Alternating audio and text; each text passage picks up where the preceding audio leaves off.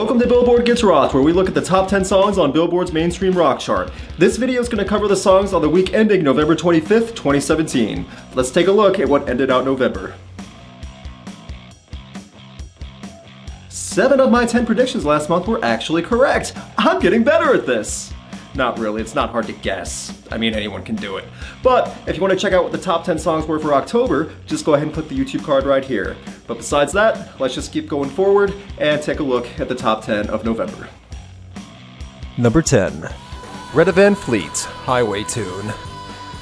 What appears to be on its way out after an impressive run is the song that really alerted listeners to a talented young band. While I'm sure they are sick to death of the Led Zeppelin comparisons, I feel they had better get used to them, because other tracks from their EP like Safari Song are now getting attention, and those comparisons to Robert Plant are not going away. I was wrong about this prediction of Highway Tune, as I said it would be off the top 10 this month, but it's just barely hanging on. However, next month it will most likely be off with another Greta Van Fleet song on the way. Out with the old, in with the new is the big adage. I think Highway Tune is the standout song from their debut EP, but nothing lasts forever, especially on mainstream radio.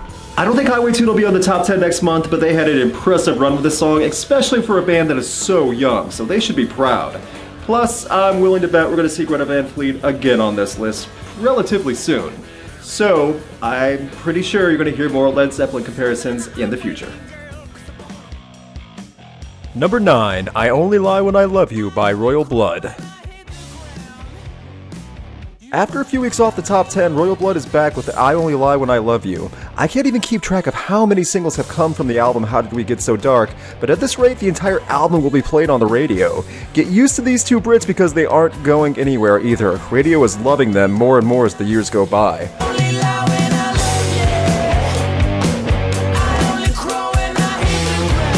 The song I Only Lie When I Love You is a short jam track. It clocks in at just under 3 minutes. The best way I can describe it to people who like Royal Blood is that it sounds much like everything else they have. The guitar riffs and drum beat are all there. I think that's why it's surprising to me that this song is charting so much higher now. It's not bad at all, but it's not anything that makes the band stand out more than other tracks from Royal Blood's sophomore release. Again, I don't dislike this song, but I just feel that it's very status quo for Royal Blood, and I want to hear something different besides 3 minutes of songs that sounds like a majority of every other song they've done. It's hard to say if this song is going to be on the top 10 a month from now, and if I had to guess, I'd say no.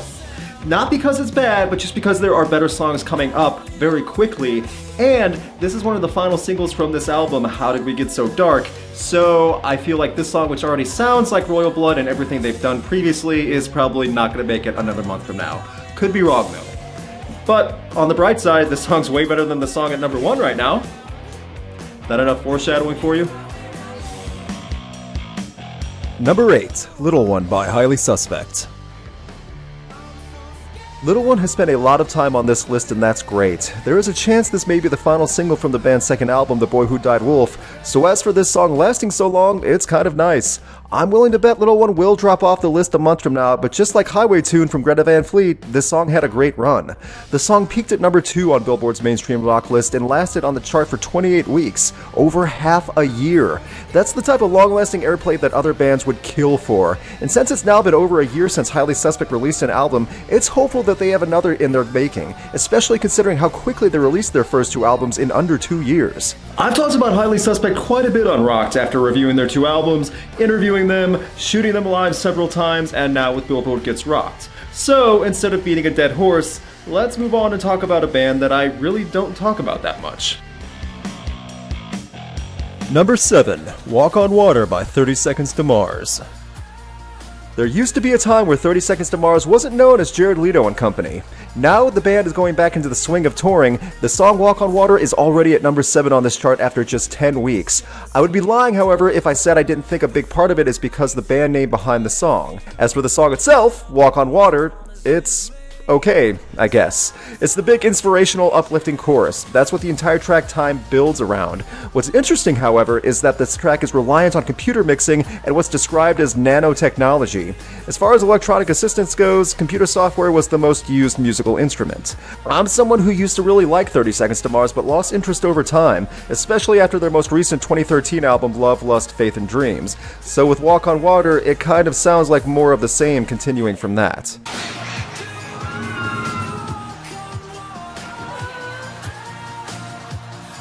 I don't hate this song, I don't hate 30 Seconds to Mars, but it's just a continuation of the sound they have been making for years. And now they're just relying more on computer mixing, so it's not really rubbing me the right way.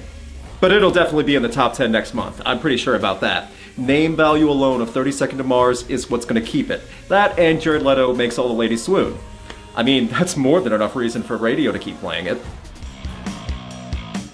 Number 6, Kill For Me by Marilyn Manson. Another name I have rarely talked about on Rocked is Marilyn Manson. The polarizing shock rocker definitely has lasted over the years, and with the help of Johnny Depp in a crazy music video, we have Kill For Me. I first heard the track on Sirius XM, and as far as lyrics and anger go for Manson, it's much more tame than where he's gone before when you consider what the song title is. Even though it's very typical of his catalog and what to expect, it's also not more over the top than some of his other songs he's had on the radio. On top of that, the guitar work and keys on the track are very melodic and have a good contrast with Manson's voice. I mean, the song title Kill For Me sounds like the name of a high school garage band, but it still works under the music's umbrella. Would you kill for me? I love you enough to ask you again. For a big-name rock star to rise on the charts so quickly is a good sign, but it's also coming from a very polarizing artist with a history of making some listeners a touch uncomfortable. But some radio stations love that, for that exact shock value reason. Marilyn Manson really is that polarizing of a figure regardless of what you think about his music. So if I had to guess if he's going to be in the top 10 next month, I'd say yes. Again, name value alone for the artist is what can carry it on the top 10 of this chart. Unless a bunch of angry moms call in again and say the music's offending their poor ears and messing with their children. Again. Number 5, Judas by Fozzy. The Ayatollah of rock and rolla and everyone else in Fozzy stayed on the top 10 for another month. I was right in that I thought this song would stay on the top 10, but I did not expect it to jump into the top 5. Fozzy just announced 2018 tour dates, and it looks like Y2J is going to be staying out of the ring for a while, except maybe WrestleMania, and continuing the grind on the road with Fozzy. For fear of getting repetitive, I still think that this is the best song on Fozzy's newest album, also called Judas, so I'm thinking this might be the last we see of Fozzy's latest collection on the top 10 for a while. Maybe it'll stay on the top 10 next month, but put me in the Lion Tamer and force me to make a decision, I'd say it'll probably drop off. The song had a good run, and it also got a lot of ears on Fozzy's latest album, and there's no shame in that. But if I had to guess, I would say it's going to be off the top 10. Just because there's so many other good songs coming up, I think it's time for Judas to tap out. Are you enjoying all these wrestling analogies and terms? You probably didn't even get the Lion Tamer reference, did you? Number 4, Betray and Degrade by Seether. Jumping up 5 spots from a month ago is Betray and Degrade by Seether. This is a good example of a Seether song that has a little more energy and variety in it than their standard fare. The build-up is steady, but it leads to a second chorus and bridge that are fantastic. Help from Seven Dust's Clint Lowry also adds a lot in the guitar work. Poison the Parish had a good shelf title since its release in the first half of 2017, and this song is going to continue that. Even if it's not my favorite song on the album, I still appreciate this track in being something solid and varied a little in sound. It's right up the alley for Seether fans, along with radio stations being able to play a band that's been a hard rock staple. I'm pretty confident Betray and Degrade is going to stay in the top 10 next month. It's just too reliable of a format for radio rock, so it's going to stay. Seether has that effect on people too. I've never heard anyone say, oh my gosh, Seether changed the channel. They don't really have that effect on people. Number 3, The Sky is a Neighborhood by Foo Fighters. It was an easily made prediction that The Sky is a Neighborhood would stay on the top 10 again. I mean, come on, it's Foo Fighters. They could live on this list with any song and people would accept it. I don't love this song nearly as much as the now Grammy-nominated Run, but it's definitely a good jam track, and it has Dave Grohl's identity and voice all over it. I definitely see this song staying on the top 10 for another month, just for the band name alone. I can't stress enough that radio loves the big names and Foo Fighters are huge. Even though the song only climbed up 1 spot since last month, it's still number 3, which is a good sign it's sticking around. And while I wasn't crazy about Concrete and Gold, I still say this song is good. I'm a longtime Foo Fighters fan, even though it's been a long time since I've heard an album from them that I really loved. I'm also a longtime Tool fan. Yeah. And to be fair, they're never going to come out with new music, are they?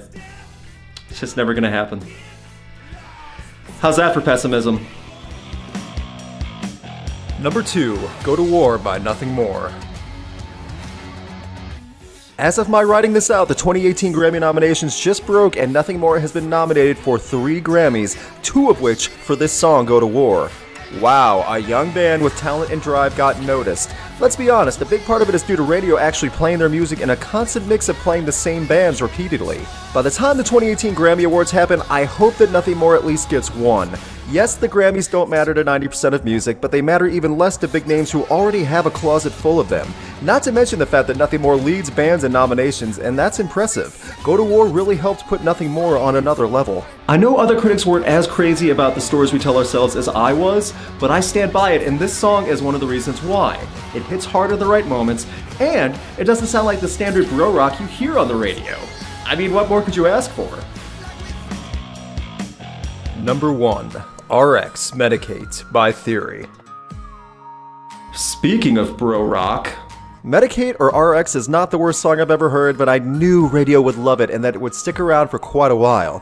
It's meant to be catchy and memorable for one line, and it worked. Predicting right isn't always fun. It's Theory of a Dead Man though, and this song is bland enough musically while being topical for today's culture.